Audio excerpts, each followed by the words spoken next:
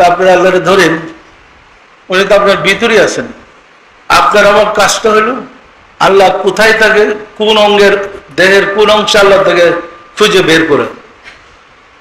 এখন বলেন তো, দুনিয়া দেখি আল্লাহরে দেখা যায়?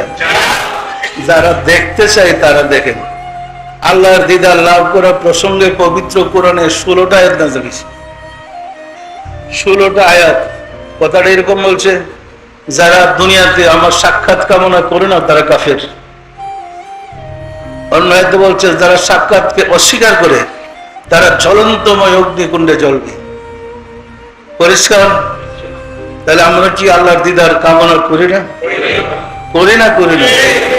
আবার একটা হাদিস শরীফ আসছে, গতকালকে দেখলাম। হাদিস সাথে এরকম বলছে,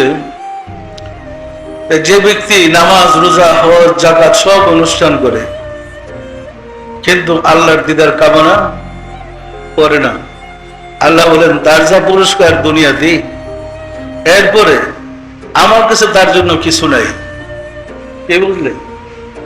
আমাদের মধ্যে একটা শ্রেণী আছে যারা নামাজ, রোজা, হজ, যাকাত নিয়ে ব্যস্ত, আল্লাহর দিদার কামনা করে না। আল্লাহ বলে তাদের পুরস্কার আমার কাছে নাই।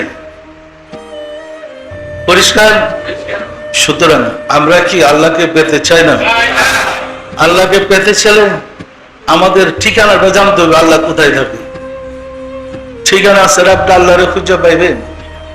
আল্লাহর ঠিকানা বাইর করতে হবে না? আগে আপনাকে 7 আসমানের উপর থেকে জমিনে নেমে আসতে হবে। 7 আসমানের উপরে যদি খুঁজতে যান, আপনার জীবনটা কাবাব হয়ে যাবে, জিন্দিগিতে আল্লাহরে পাইবেন না। আপনি জমিনে নামেন, জমিনের মাঝেই আল্লাহ থাকে। পরিষ্কার? যেখানে মানুষ আছে সেখানে আল্লাহ আছে। পরিষ্কার?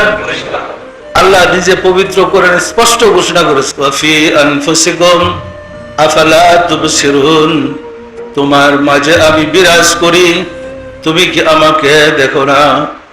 ওয়া হুয়া মাকুম আইনামা কুনতুম, তুমি যেখানে আমি মাওলা সেখানে। নাহনু আকরাবু ইলাইহি মিন হাবলিল ওয়ারিদ, তোমার শাহরগের চেয়ে আমি মাওলা নিকটে।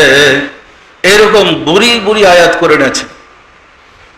আমরা যদি তাফসীর খান আপনাদের হাতে দিতে পারি, তখন বুঝবেন ধর্ম কাকে বলে আর এতদিন কার ধর্মটা করছে। এখন তাফসীর লিখতে গিয়ে আমরা পুরো ব্যাখ্যাটাই করতেছি হাদিস দিয়ে, না বলবে এটা দেওয়ানবাগীর মতবাদ। আমি প্রতিটা কথা রাসূলের হাদিস দিয়ে প্রমাণ করতেছি। হাদিস দিয়ে প্রমাণ করলে তো দেওয়ানবাগীর মতবাদ হইব না। কি বলেন? পরিষ্কার? সম্মানিত আশিকের, এখন আল্লাহ আপনার ভিতরে, আপনি যদি 7 আসমানের পরীক্ষা খুঁজেন পাওয়া যাবে? ঠিকানা বিহীন। ঠিকানাই হলো মানুষের ভিতরে আল্লাহ। পরিষ্কার? সব মানুষের মাঝে আল্লাহ থাকে, বিশ্বাস না? বিশ্বাস হয়? তো আপনারা আল্লাহরে ধরেন, উনি তো আপনার ভিতরে আছেন। আপনার আমার কাজটা হলো আল্লাহ কোথায় থাকে, কোন অঙ্গের দেহের কোন অংশ আল্লাহ থেকে খুঁজে বের করে। আল্লাহ কিন্তু আপনার ভিতরে আছে। আর খুঁজে বের করার জন্য যে সাধনা, উহাকে তাসাউফ বলে। সকল নবী, সকল রাসূল নিজের ভিতরে খুঁজে আল্লাহকে বের করেছে। তাদের জামানায় কিতাব ছিল না, অনেক সকল নবী রাসূল এগুলো লেখাপড়া জানে নাই। ওনারা নিজের ভিতরে খুঁজে গবেষণা করে আল্লাহর তথ্য বের করেছে। আপনি এরকম খুঁজেন, তথ্য বের করেন, আপনার কাছে আল্লাহর পরিচয় প্রকাশ পেয়ে যাবে।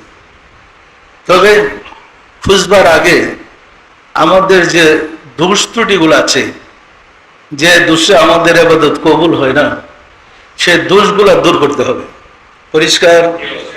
সূর্যের আলো কিরণ দিতে পারে না যখন আকাশে মেঘ থাকে। মেঘ সরে গেলে সূর্যের আলো আর আটকে রাখতে পারে না। পরিষ্কার?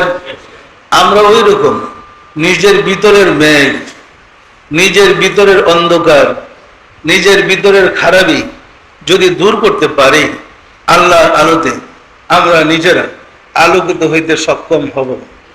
তবে এই আলো জ্বালানোর জন্যে গুরুর পরামর্শের প্রয়োজন হয়। এই আলো নিজের হৃদয় জ্বালানোর জন্য একজন মুর্শিদের প্রয়োজন হয়। মুর্শিদের হৃদয় থেকে আপনার হৃদয়ে আলোটা জ্বালাইয়া মোরাকাবা করে আলোটা দ্বারা হৃদয়কে আলোকিত করতে পারলেই আপনি টের পাইবেন আল্লাহ কোথায় থাকে। পরিষ্কার না পরিষ্কার না?